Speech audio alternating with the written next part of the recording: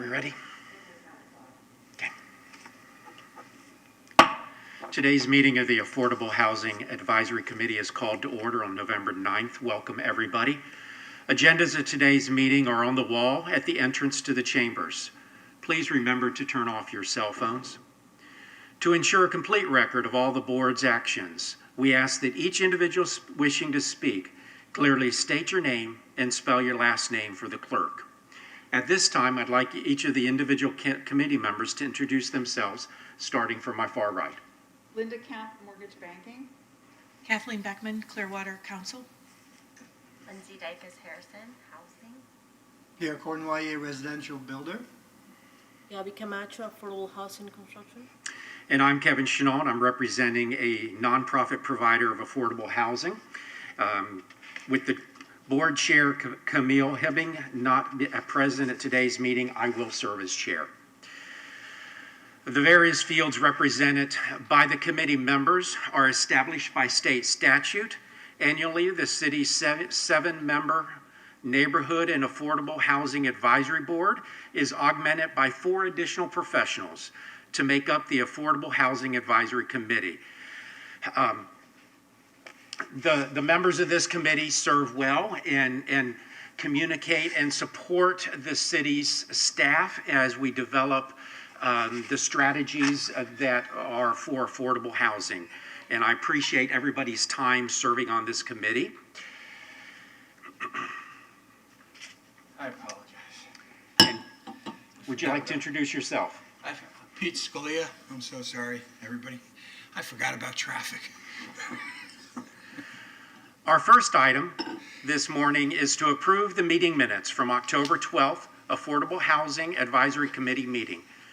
Do I have a motion to approve those minutes? First, a second? I'll second. Okay, a first and a second. All in favor? Aye. Aye. Opposed? Motion passes. Is there anyone here to speak on items not on today's agenda? If so, please step to the podium and state your name and spell your last name for the record. You will have 3 minutes to speak on a subject that is not on today's agenda. Seeing no one coming forward, we'll move on to the next item on the agenda. Item number 4 is to discuss the updates to the City of Clearwater's Local Housing Incentive Strategy Report. Mr. Lane will represent and present this item.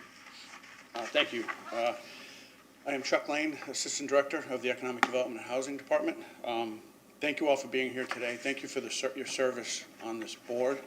It meets a statutory requirement, but more importantly, it helps us figure out ways to facilitate development of affordable housing. That's really what this committee is meant to do. So what I'm going to do today, a couple of things. We're going to go through some of the language changes that you recommended. Now, the language changes are to the document you see on the screen. That is our Local Housing Incentive Strategy Report.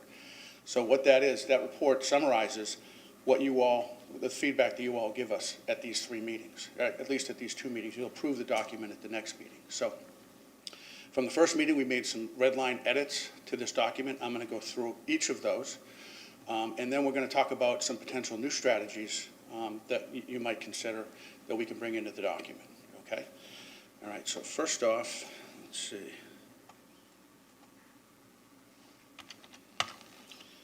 All right, at the first meeting, what we did is we kind of ran through the values, principles, and vision. And you didn't have a whole lot of edits to it. I think they're in pretty good shape, what we have here. One of the things that I did is there was a general comment, I think, by one of the committee members that one of our strategies needs to include aging in place. And that's something that's very important to our citizens. In fact, our home rehab program is not exclusive to older community residents of Clearwater, but there's a large portion of those folks. And that program really helps these people age in place. So I added that text to number 1 here, and I think it's an appropriate place to put it. And then another edit that you all asked me to make was in the vision statement to add the word all, okay? And that was added to support the idea that residential housing can be allowed in areas not necessarily zoned for residential. So any comments on those edits? Okay. so there are, as we discussed at the first meeting, let me find this.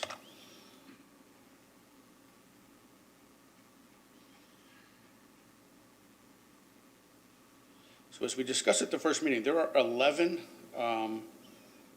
statutory requirements, 11 areas that you are required by statute to look at to consider whether or not you want to implement, you want to recommend a strategy or an incentive or a change in policy to help facilitate affordable housing in that area. All right, so actually I don't need to go through these on the screen, so let me just go through them. So at the first meeting, you recommended changes to 2 of those required elements.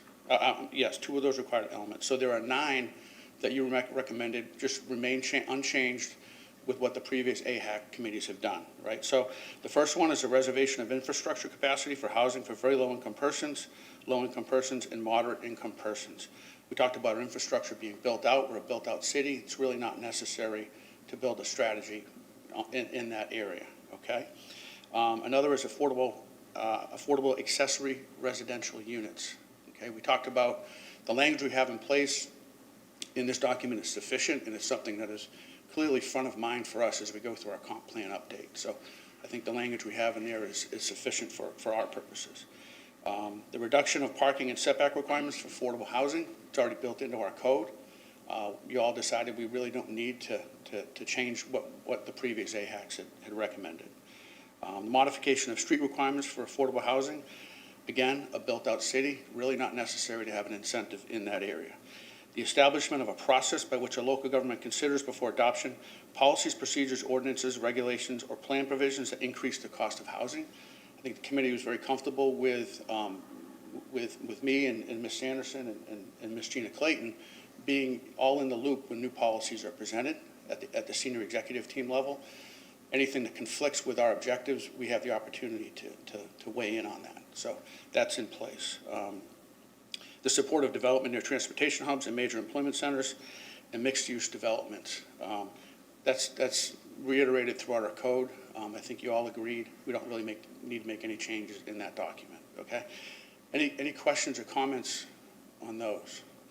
Those are 7 of the 9 that you recommended no changes to. There are 2 that you recommended no changes to, but I think a little bit more discussion on those 2 might be useful to the committee. So one of those is the preparation of a printed inventory of locally owned public lands suitable for affordable housing. Okay, so as you all know, we have an inventory, a list of city-owned properties that may be available for affordable housing. So we post that list on our website. We went through that list and the updates to each of those properties at our first meeting. So I think you're all up to speed on that. But the reason I want to talk about a little bit more today is because one of the committee members, Mr. Cornwyer, correct? Cornwyer. My tongue doesn't speak French. I'll work on it, I promise. He sent me an email between the last meeting and today, and he had gone on the property appraiser's website, and he kind of picked, I think, a sampling of properties that the city owns, and he says, well, why aren't these available for affordable housing? So what I'm going to do is pull up the spreadsheet that he sent me, because I think it'll really help you understand, how we go through city-owned properties and really make the decisions on what properties go on the list and which ones don't. So I think this would be a pretty good exercise. And again, we're going to update this list completely this spring. It's due to be we have to update it every 3 years by statute. We're due this spring to do that. So we will go through it again. And what we do when we do that is we pull every city-owned property that we own. There's a lot of them throughout the city, and we go through each of them. So as you might expect, we buy properties for various reasons, whether it be for road infrastructure, for city administration, for parks and recreation, for future economic development activities, nuisance properties. There's a litany of reasons why we buy properties, okay? So just to go through these really quickly, for example, this is, it's not going to work, you son of a gun. Okay, so this is one of the properties that Pierre had mentioned. This property is actually a storm pond, okay? It takes water from Fire Station 45 that was built about 5 years ago. It also takes storm from the Crum Enterprises up here. So that's an example of going through these and evaluating whether or not it's suitable. So that's clearly not suitable. Another property, this is on Gulf to Bay Boulevard. This is zoned open space recreation. Properties that are zoned open space recreation require a referendum at an election day to pass that in order for us to change the use and sell it or lease it for a different use. Okay, so that's a very difficult process. One we can go through, but political will to take out a park, is a difficult one to get through. So that's not something that we typically do. Another example, we bought, this is MSB right here. We bought the former St. Pete Times building years ago for construction of a new multimodal transit station, and that's still in the works. Potential city hall site. So this is really not, for those reasons, at this time, not really available for affordable housing. Once those projects get past us, it's something else to consider.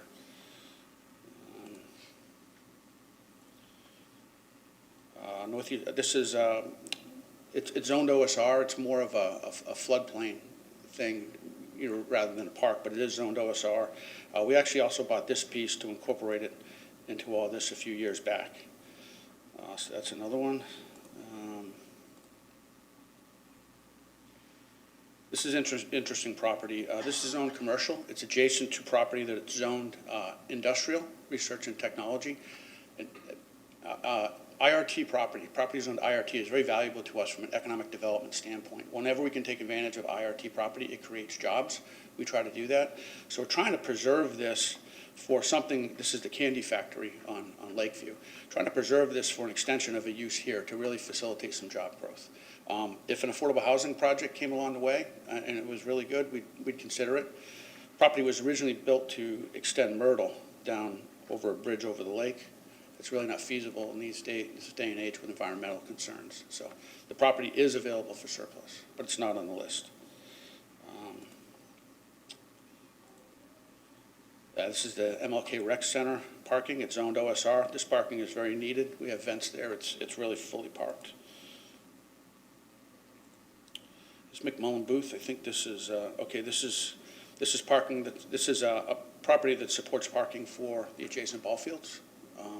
So it's really not available at this time. Again, OSR, D.D. Davis Park, I think is the name of that. It's part of Eddie C. Moore Complex. It's zoned OSR. The city actually also picked up this piece up here not long ago to expand its footprint there. So that's really not an option. This is on North Martin Luther King Jr. Avenue in the North Greenwood CRA area. It's zoned commercial. We're going to go through a public review process, and we're going to get feedback from the public on what these properties should be used for. We own a handful of lots on that main drag, so I think it's very important for us to use those strategically. So we'll weigh in on the public. We'll let the public weigh in on that before we make a decision. This is, I believe, Northward Park. This is an interesting one because it's a park. It's not zoned OSR. It's zoned institutional. So this is something that potentially we could consider, and certainly Parks and Recreation would have to weigh in on that, on the need for that park. I think there was a planned well site at one point, but that didn't materialize. This is Belmont Park. This is in the South Greenwood neighborhood. We're actually planning improvements to this park right now. It's zoned OSR, so it's really not an option for affordable housing. This is State Street Park. It's really largely undeveloped. There's some wetland issues in there. It's also zoned OSR, so that's a difficult one. And the last couple are going to be zoned OSR too. This is zoned combination preservation OSR. It's really more of a stormwater receiving facility than a park. And I think the last property on the list is adjacent to that. And it is, so all zoned OSR. So you can, with my background here at the city, I used to handle our real estate transactions. This stuff is right in my wheelhouse, and I think we're pretty effective at vetting all of the properties that we own, really largely because of the history I have in my career here at the city. So there's a lot of factors that go into decisions on whether or not it's placed on that list, and then council ultimately approves that list. So, did you want to add anything, Pierre, on the work you've done? No, I just want to know why they weren't available for Yeah. affordable housing.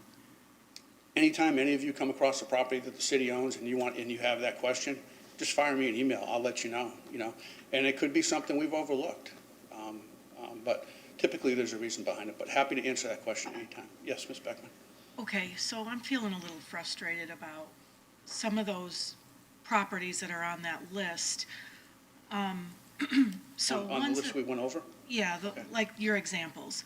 Because properties that are there for stormwater retention ponds, or that are zoned open space recreational, or parking near North Greenwood Rec Center, or Lake Bellevue, or whatever, those aren't even, to me, not even on the drawing board to be considered.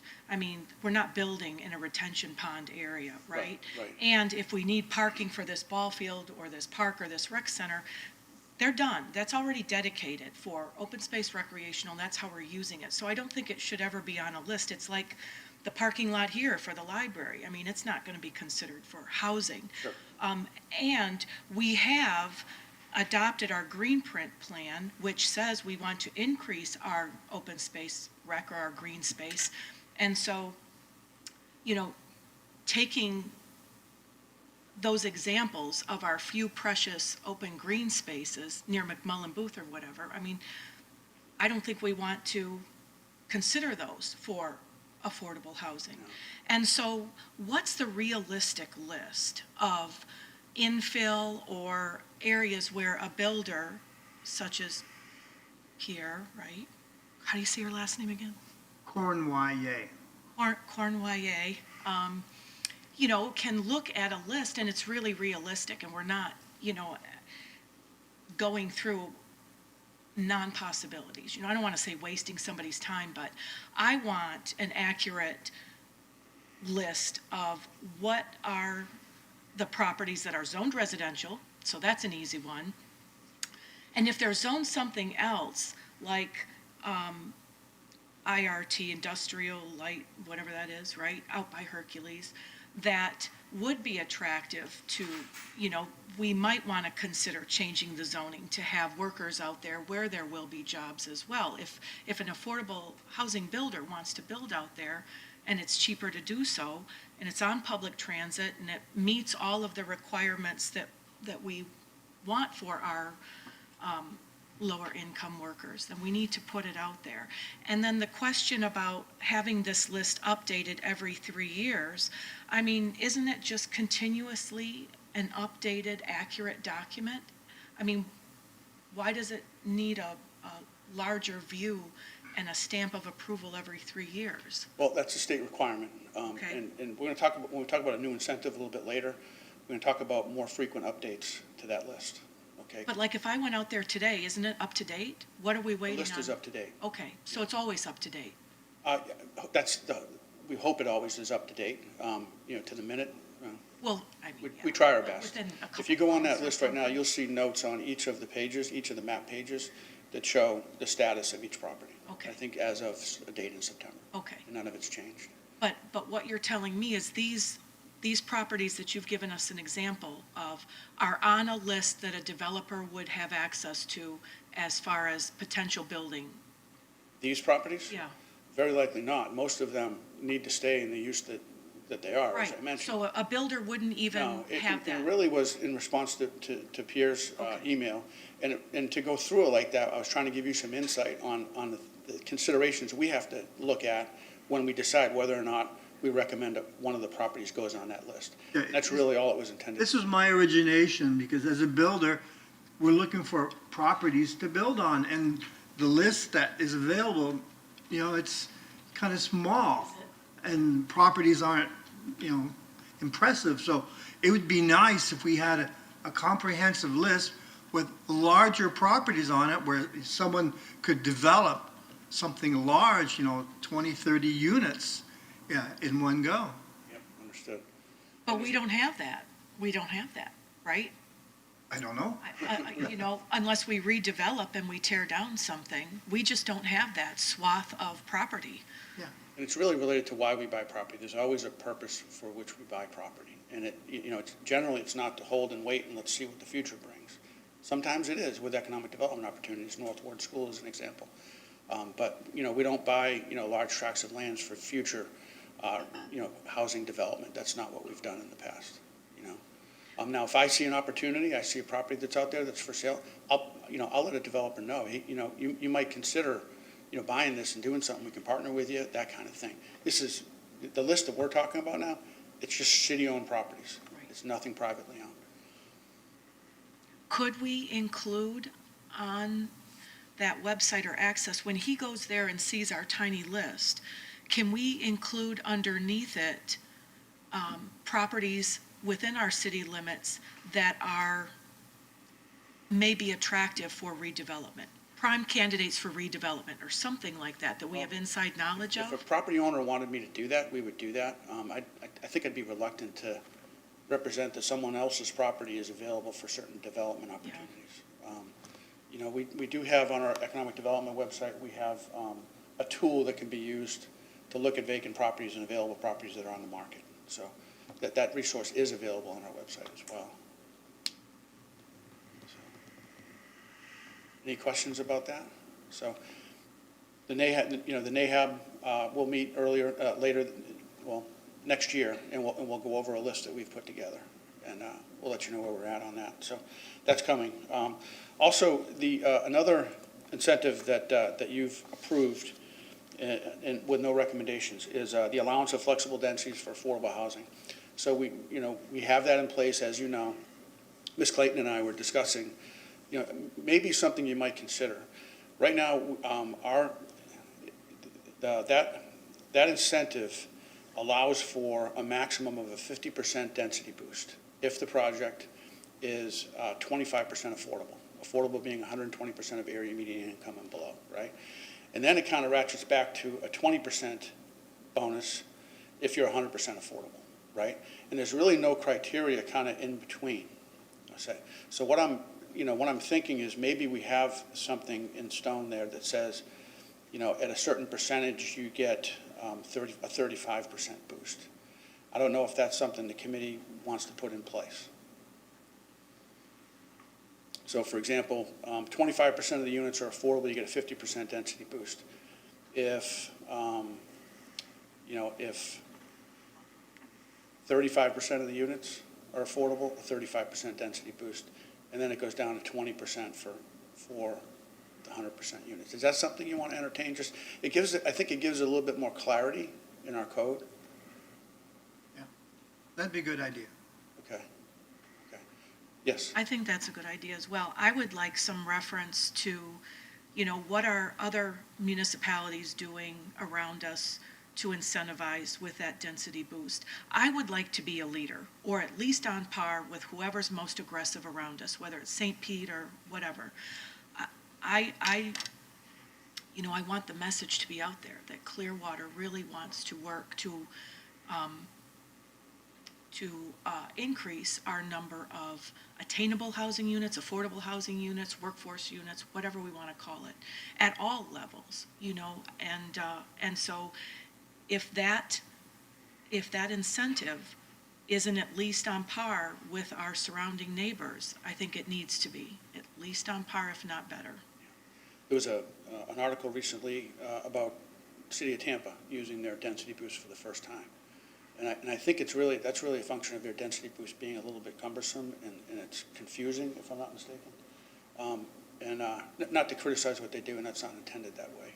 I think ours is a little bit clearer, and I think the change you're recommending is going to help that. So I think we've done a pretty good job with it. I'm working, 1520 Jeffords. We talked about that benefiting from the boost. He bought the building next door, wants to do more units, and he wants to take advantage of the density boost again. So this is a positive thing. So okay, so we'll make that change. We'll show it to you at the next meeting, and get your approval on that. Excuse me, what are the city's statistics on affordable housing? How many units a year do we build? What's in the works? Yeah, off the top of my head, it's, from year to year, I don't have the answer to that on the stats. I mean, what we're working on now, we got we got some big projects right now in the pipeline. I'm going to council in December to recommend additional subsidy to a property in downtown. Blue Sky is the developer, 81 units, all a mix of 80%, 60% and lower AMI. We have a property that council has agreed to fund the minimum local government contribution. That's going to be, I believe, 98 units, if I'm not mistaken. We have and that's going to be 60 AMI and below. We have a workforce housing project with mixes up to 120% of area median income, with also 100% area median income, 80% area median income. That's 171 units, I believe. So these are, really big projects that are coming down the pike. Could you make these stats available so we can look at them? Are we doing better? Are we doing worse? Yeah. Let me try to do that for you at the next meeting. Thank you. These tax credit projects, when they come in, they're the ones that really move the needle on the numbers. Yeah.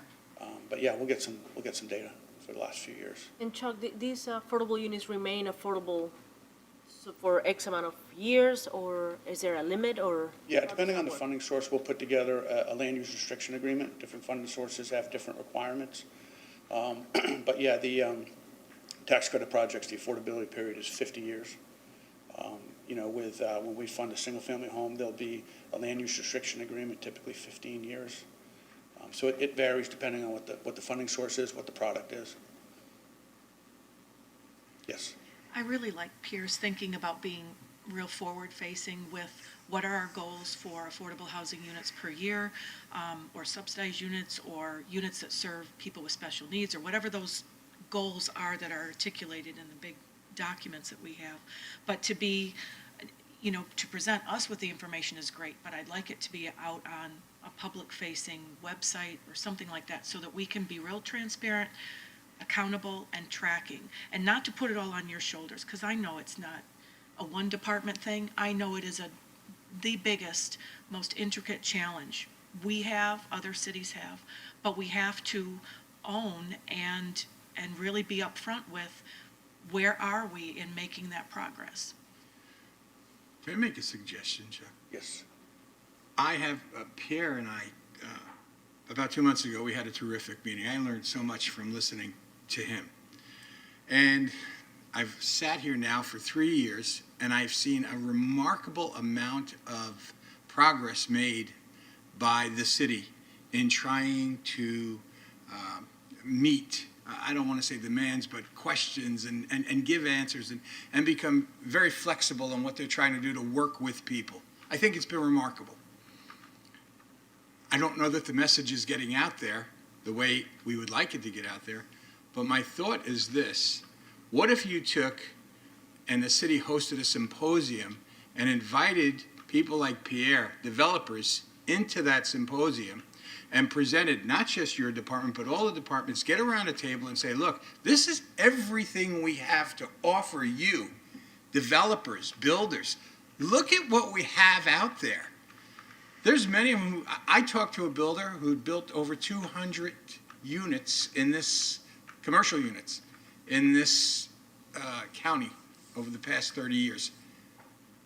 Has no clue a lot of this stuff is going on, and his concept is still, oh, it's so hard to work with the city.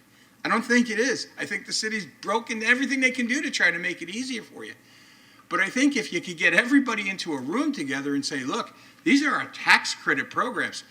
Here's things, if you want to develop this land, we're willing to work with you. There's a great example in here about somebody who had to figure out, okay, I can, if I move these 15 units and I make this happen, we have a project.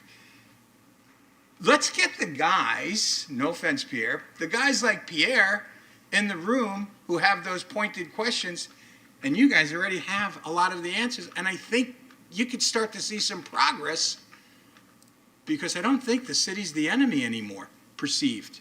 Please. I don't. You guys we've made great progress. Let's put that progress in front of the people who could take advantage of it. I don't know what it would cost. I can't imagine it's going to cost a lot to do a one-day symposium and invite all the developers in Clearwater or Pinellas County to come in and, hey, look what we've done for you. I think that might go a long way to solving a lot of the things that we're talking about here. Because it seems like the city's put all this progress out there, and now we need someone to come along and pick it up and run with it. And it has to come from the private sector, more or less. So let's get them involved somehow. That's interesting. I think, as you're talking, Pete, it makes me think of our housing compact and the relationship that we have with all those parties to that compact. And maybe that's the place to have that discussion. Maybe that's the place to try to get everybody together on a county-wide basis. So great idea. I will raise that at our next meeting of those partners. That compact isn't signed yet by the county. I think it's going to be signed in December. But yeah, I just think it it's a good has to idea. be stressed that there's a lot of positive that have come from this city and restructuring and doing things.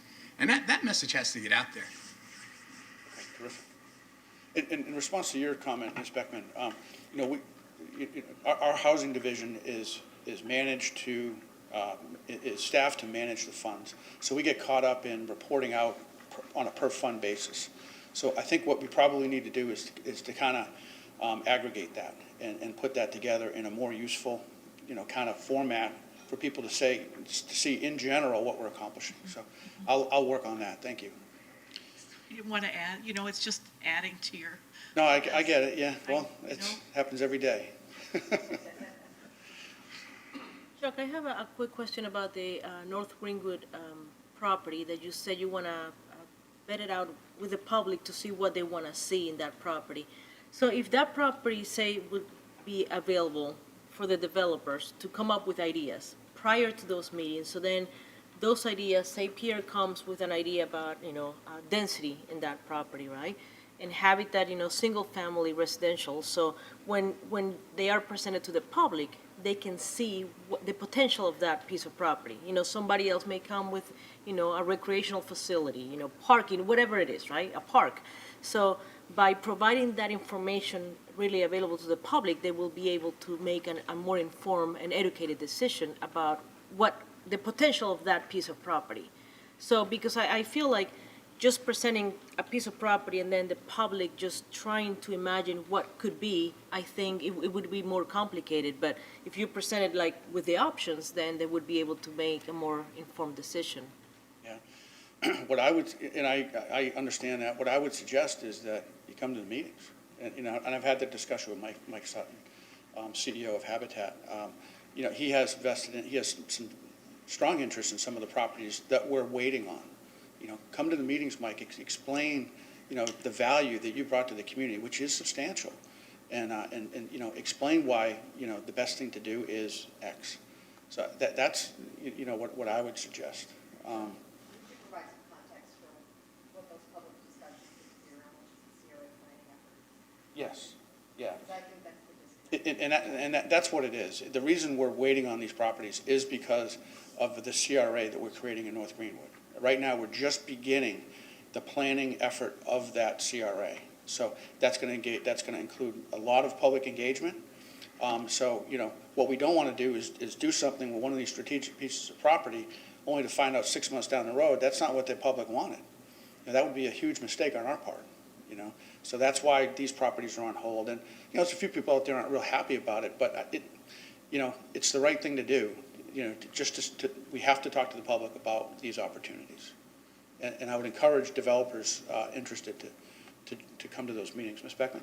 When you're saying, invite like Mike Sutton to come to the meetings, are you meaning the Clearwater Urban Leadership Coalition meetings?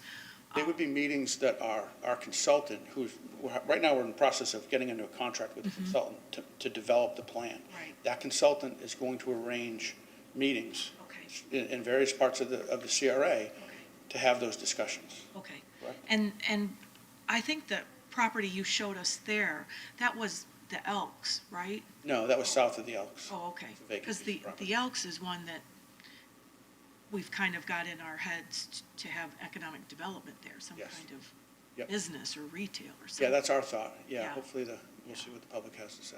Okay. Okay. Move on? Okay. All right, so let's just talk quickly about the two areas that you're recommending, that you recommended some language changes.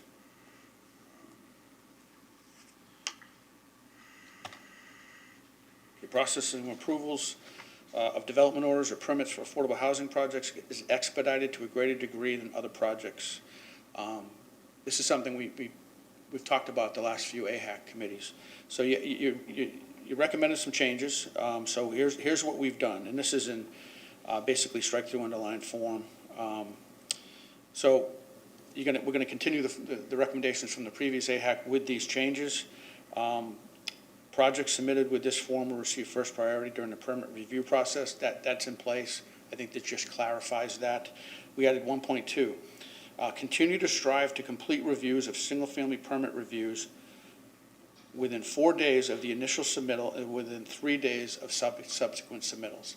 So the committee you all were adamant about us creating these target timeframes. We can't call them deadlines, because if we miss them, it's not like we can just approve it because we missed a deadline. That's not in our authority.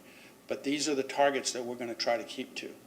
So a developer will submit the initial review.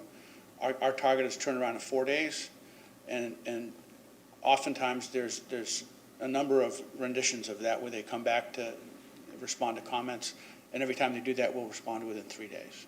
So that's our target. Those are our target times. Okay. Now, something that's going to help that is the next note that we've created, 1.3. Encourage affordable housing developers of single-family homes to submit frequently used template plans for pre-screening by the building official to further expedite the staff review process. And Habitat for Humanity is a perfect example of this. You guys build a lot of homes that are template floor plans, and if we're able to to look at those and do some at some level a pre-approval of that, that will help us when you do submit for a site.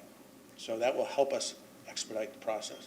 So we want developers to know that if you're doing that, if you're building single-family homes regularly, give us your templates and let's pre-screen them, so when you do come in, it's a lot easier. So that's what we've added. Okay. So the remaining language on this recommendation has stayed the same. So are you all comfortable with that language? Okay, so that will be in the document at our next meeting for when you approve it, and it'll be unchanged. Okay, and then page 12. This is the other incentive you recommended change to. All allowable fee waivers provided for the development or construction of affordable housing. So impact fees, permit fees, it's always a hot topic of discussion. We haven't really made a lot of progress over the last few years in doing so. I think we're on the verge of some progress. I had a conversation yesterday with Art Cater, Assistant Director of the Parks and Recreation Department.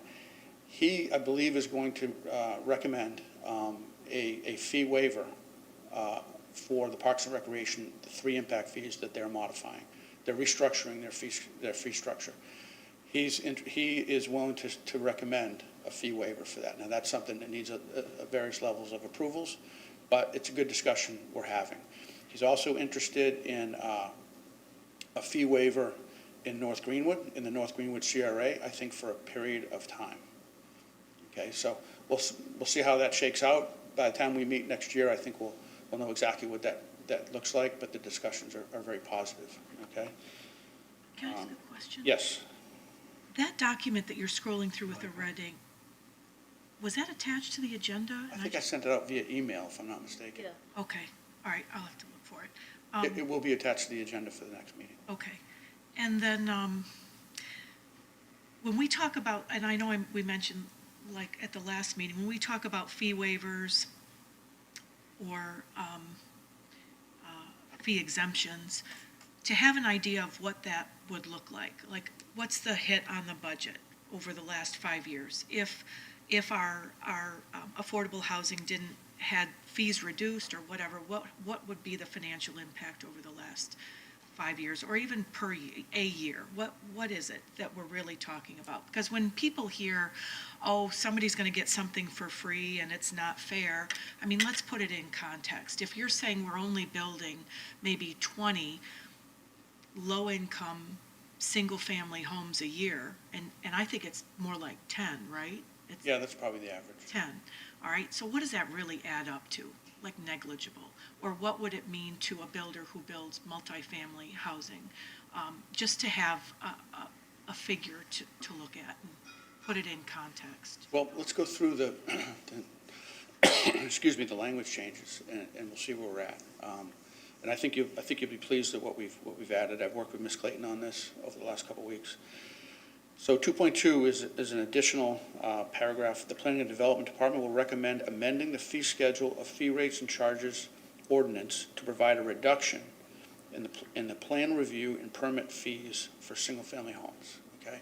And that reduction percentage is, you're recommending, is 75%, okay? So now what that means is, in my office, we need to certify that that project is in fact an affordable housing project, right?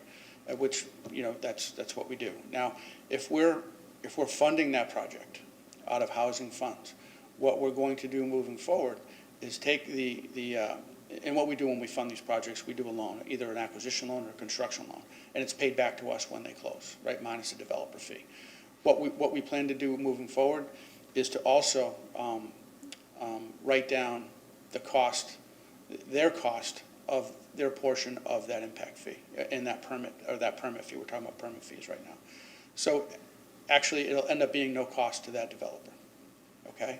That's only if we fund it, though. Now, there can be a project that comes through that we can consider as affordable. If we don't fund it, we don't have the opportunity to do that. But we'll do it on projects that we fund. So the way it looks right now, what we're planning to do is that developer will benefit from not having to pay that fee, okay? So that's how we're looking at that. All right, so the next one. Chuck?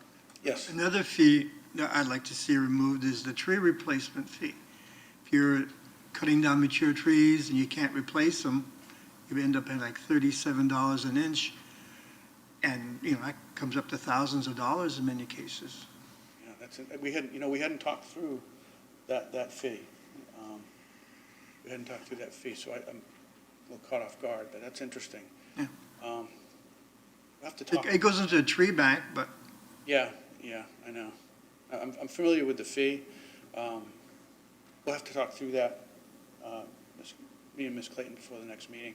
And if it's not something we achieve, in this round of the AHAC, maybe it's something, it can certainly be something that we'll agenda at the next one. Okay. I think we made a lot of progress in this area with this series of meetings. So, to get it in there late would be tough. Chuck, you said something at the beginning of talking about this subject that just struck me as a great negotiating tool, and that is a limited time on reduction of fees or even removal of fees.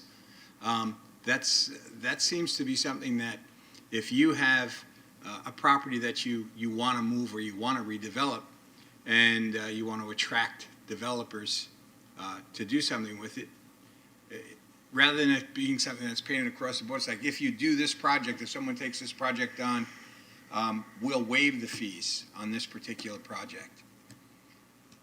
Is that an option? I'm not really following you. Like an example, how would this come Well, you said about? earlier that you could have, I forget exactly how you worded it, but it was to the effect of a time limit. If you want to get fees waived, you've got all different fees, right? Let's just take the point with the tree fee that I didn't even know existed until just now. What if you were to say, we're trying to get this piece of land developed, and you have certain people coming up and saying, well, what about this? And you're answering a question, you say, well, if we can get this project started in 1 year's time or completed in 18 months, we'll waive the fees for this project only. Does that not make it more attractive to a developer, Pierre? yeah, And I'm just saying, you take a piece of property that maybe we can't seem to get somebody to do it, maybe that becomes the hook that they say, well, all right, I'll take that on because it just made it a little bit more profitable for me. But that doesn't extend to every program that the city's offering. It's just, the city can pick and choose because we want to move this project. We want to incentivize this project. And, I'm sorry, that's the word I was looking for. And it becomes an incentive. Is that a possibility that could be incorporated? I mean, when a project is really going to move the needle and it looks like a real good bang for your buck project, I mean, that's something we think of as we negotiate, how do we fund this project? There's a lot of ways that we can, through the funding sources that we can say, we really want this project, let's look at your numbers, let's make sure you're going to cash flow. So I think it's really more, really more built into how we negotiate a subsidy, you know, and we have that flexibility, you know, time limits and stuff like that. That now it gets into administrative burden, and the time limit I mentioned earlier was just a thought the Parks and Recreation Assistant Director had on a waiver of impact fees in the CRA. Their current impact fees, they're waived in the existing CRA. That CRA was developed years and years ago, and it's, you know, it's well past, it doesn't really need it anymore. So, you know, with that lesson learned, you know, with this new CRA, let's do it for a period of 10 years to give it a boost and get some activity going. And then, you know, after 10 years, now that waiver goes away because it should be established. I think that's the mindset behind that, and that's how I mentioned that. That was the time frame I mentioned. Okay. Yes. I love your idea about getting the fees waived if the developer meets some kind of a timeline. Is that attractive to a I developer? didn't hear what you said. I like the idea that a developer will get some kind of fee waiver or Perk? yeah, if you meet a timeline, if you meet your development within a timeline. Is that risky for you? Is that attractive for you? I mean, in today's market with, you know, the It volatility. wouldn't really boost things. It's like there's so many variables involved in funding, and it's very often you're the effect of financing. So, And you want to get it done as quick as you can too, because time Yeah. is money. Yeah. yeah.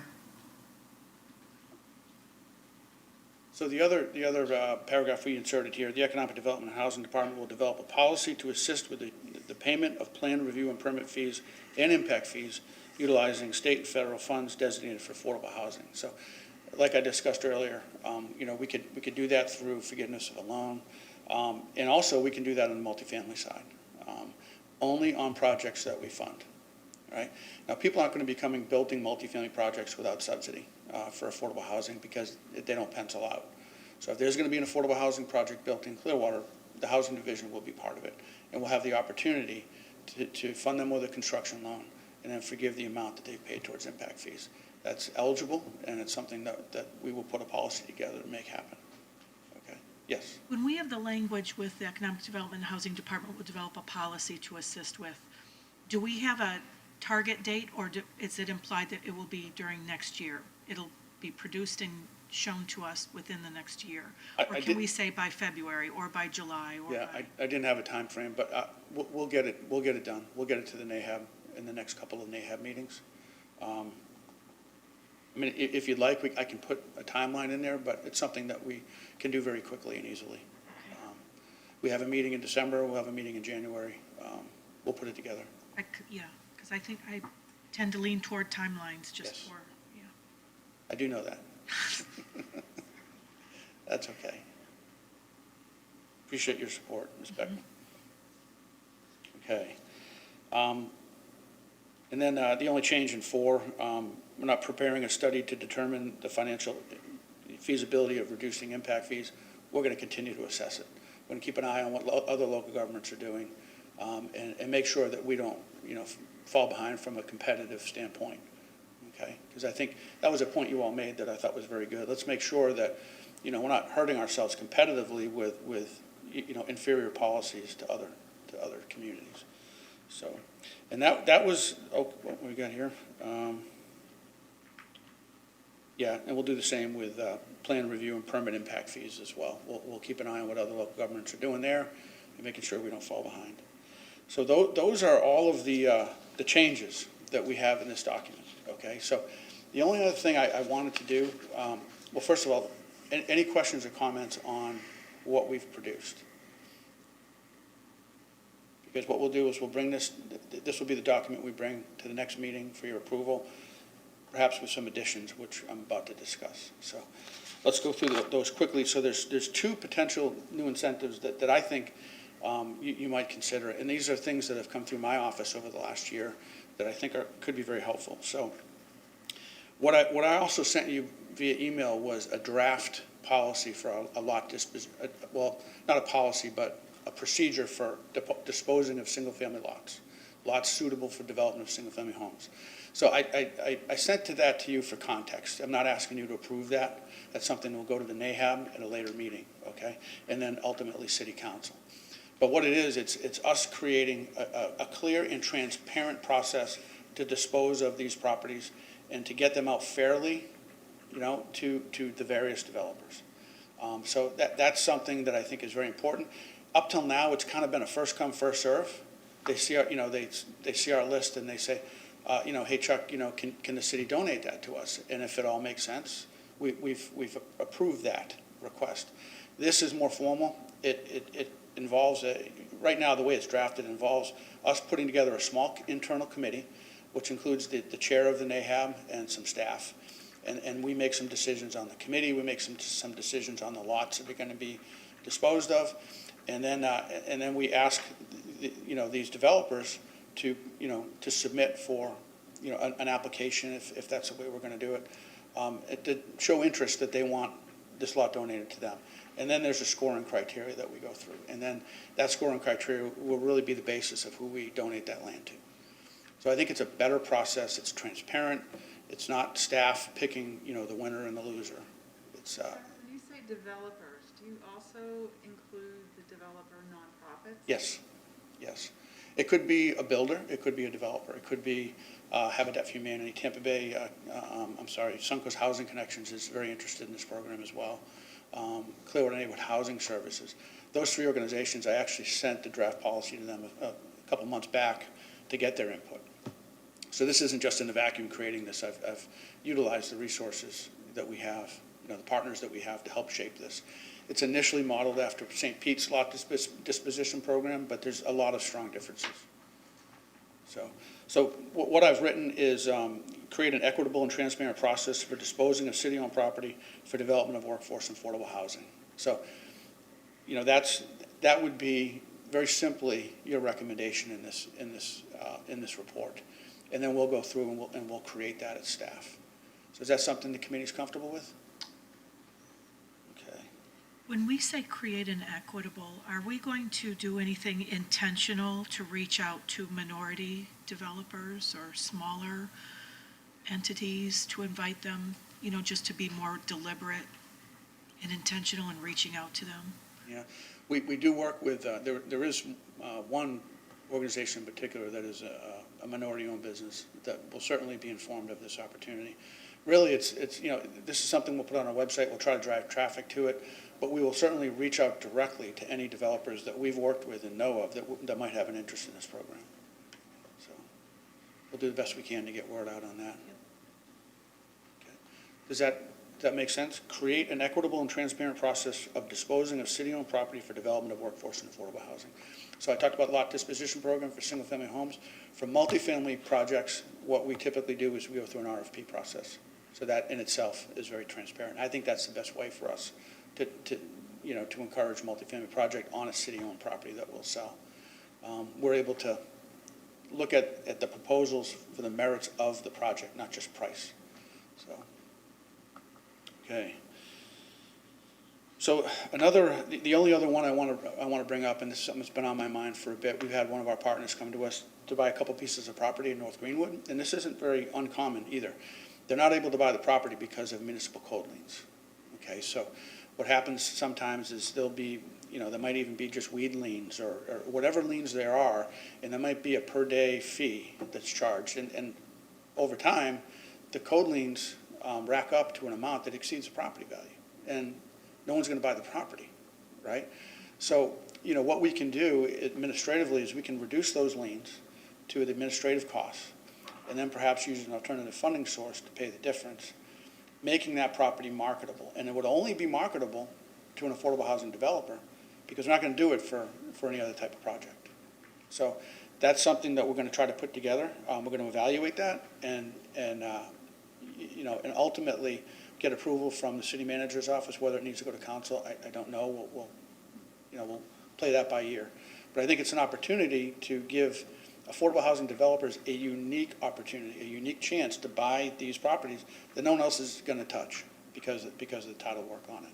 That's a great idea, and I know that Largo has a program. Largo does. Okay, terrific. All right, so the language that I'm talking about in certain is simply evaluate the feasibility of reducing/paying fines from municipal code liens on properties for acquisition by developers of affordable housing.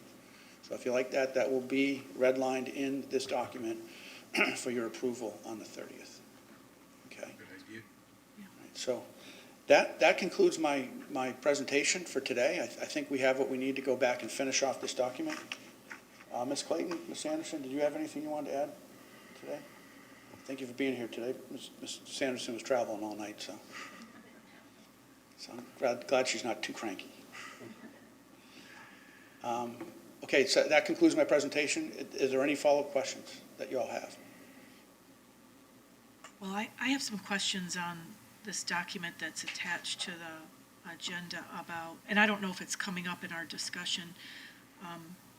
You've got discussion about using affordable housing versus workforce housing, some partnerships, and then figure out where to put partnership subsidies. I've got my thing here, I need to move, for solar and other sustainable elements. Can we revise current, or do we need to add a new one? So that was at the last meeting. Are we going to discuss that at all today? So what specifically, the solar and? Yeah, and so what I'm looking at is, we've adopted green print, and our green print timeline has for 2030, which is, 8 years or so, we have a goal of 20% reduction in energy costs to low-income residents, and we have rooftop solar is installed on homes of 1,000 low and moderate income residents. And so I think, whether it's this board or it's the Neighborhood Affordable Housing Advisory Board, we need to look at what are we doing to meet those city goals. So I've spoken with Sheridan Boyle about presenting to our NAHAB. That's something that I intend to do, whether the next meeting or the following meeting. It will happen very shortly, because I think we need to start having that discussion. As far as the work of this committee, we have to be careful when, those requirements for those types of things can have, can disincentivize development, because it can be costly. So I think it's something we have to talk through. I think we can be part of that. I think we can make strides towards that, and I think we need to have Sheridan with us and guide us through that.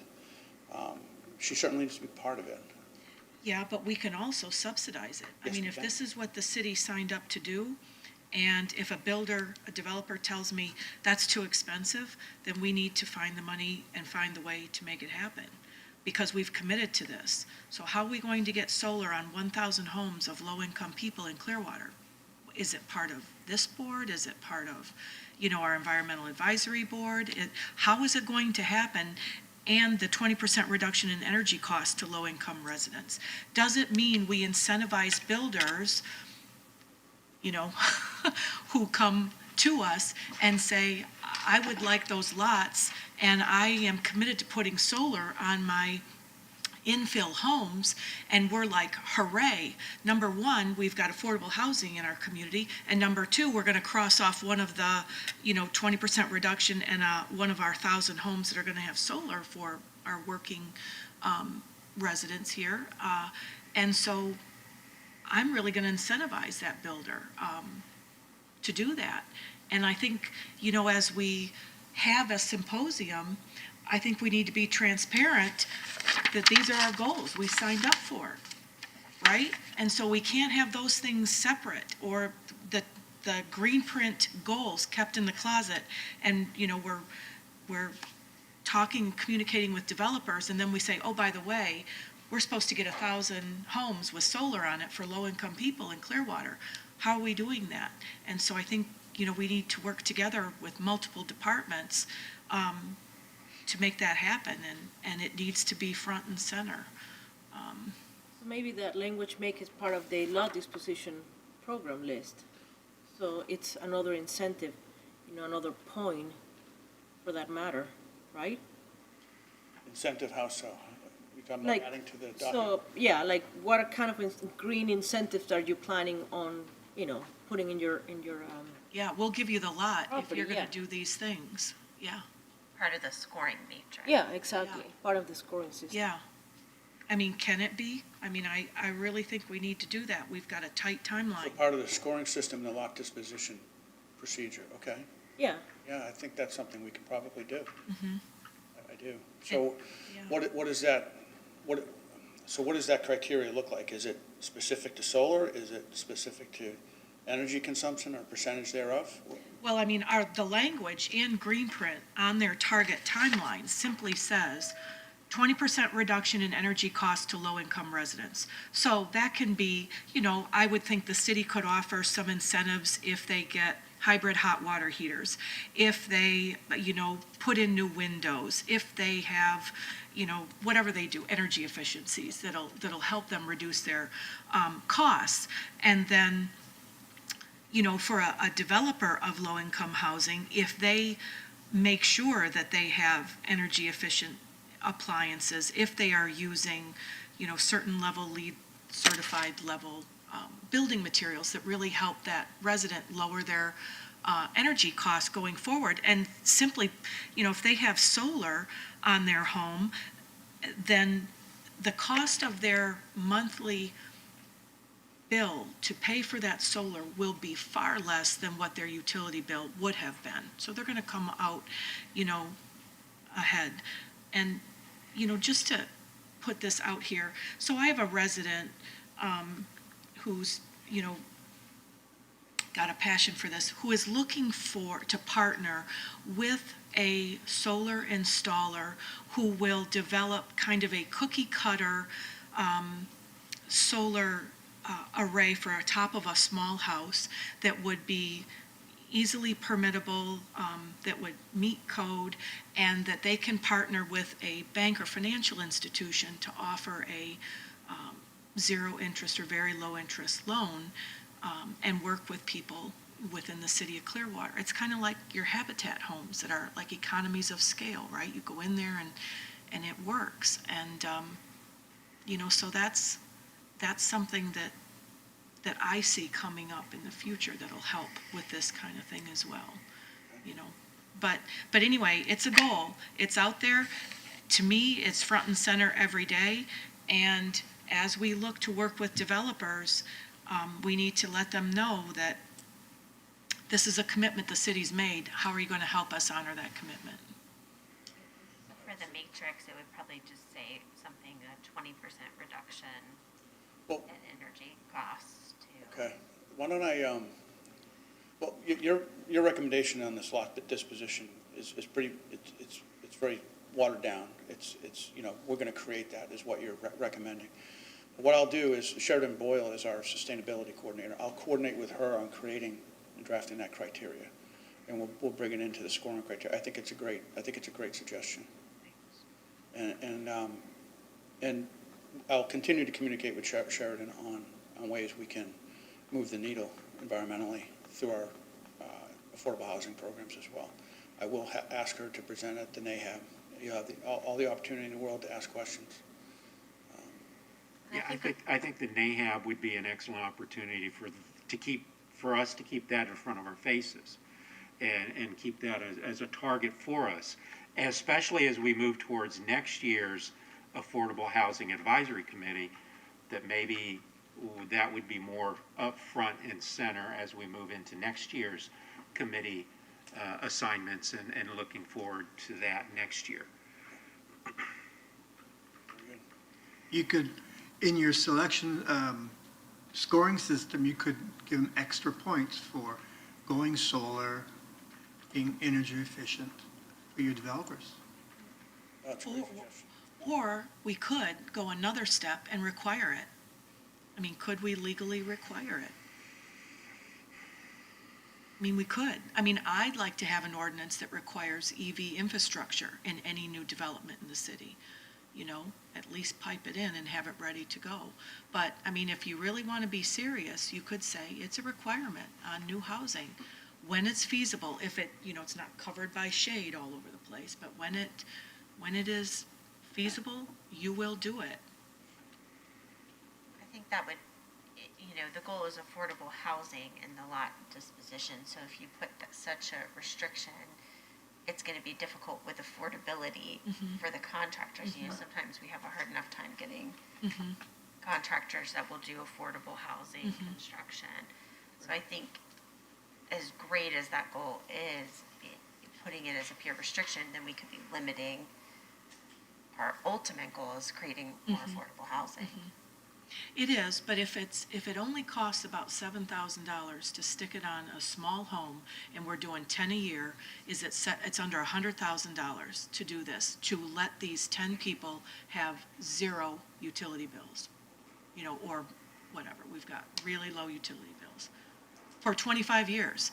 And that means it's jobs in getting those solar up there, it means there's more expendable income for that family, right? So there are a lot of positives besides meeting green print goals.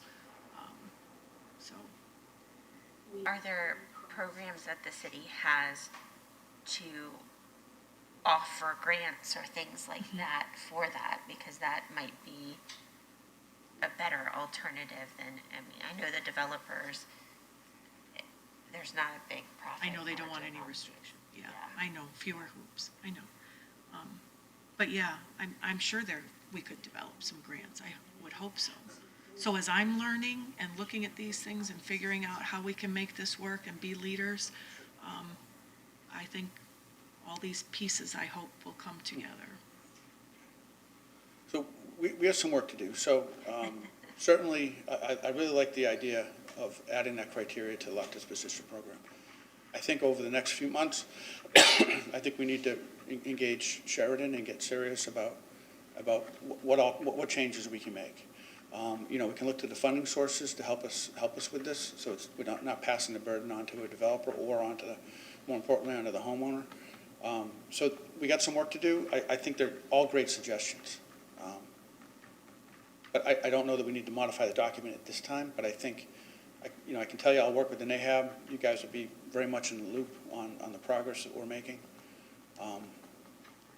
Can we at least add, they'll get bonus points or points for sustainable or environmentally sound or whatever phrasing? Well, I think your recommendation for the lot disposition program is evaluate the fees, no, I'm sorry. Create an equitable and transparent process for disposing of city-owned property for development of workforce and affordable housing. I like that it's vague. It gives us the ability to create the program without restrictions.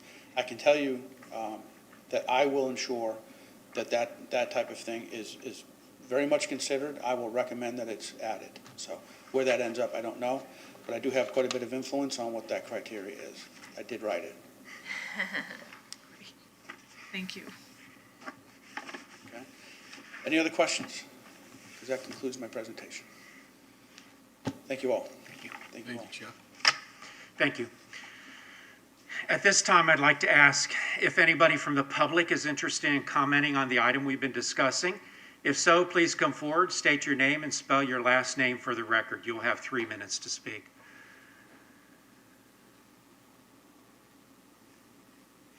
Seeing nobody coming forward, does the board have any old business or new business they would like to discuss?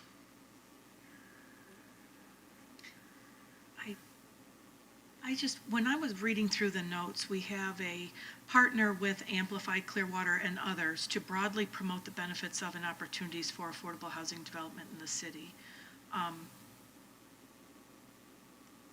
Do we have a sense of what that would look like and how engaged they really will be?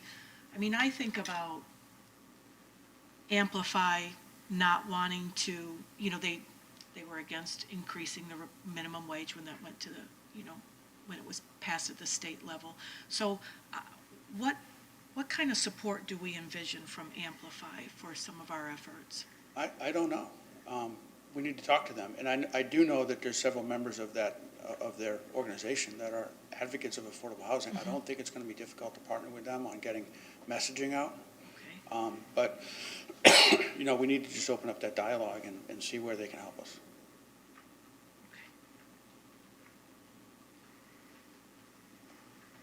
Thank you. Any other comments or new business from the board? Our next AHAC meeting is scheduled for Tuesday, November 30th at 9 a.m. here in council chambers of the main library. The board is adjourned. Thank you. Thank you, everybody.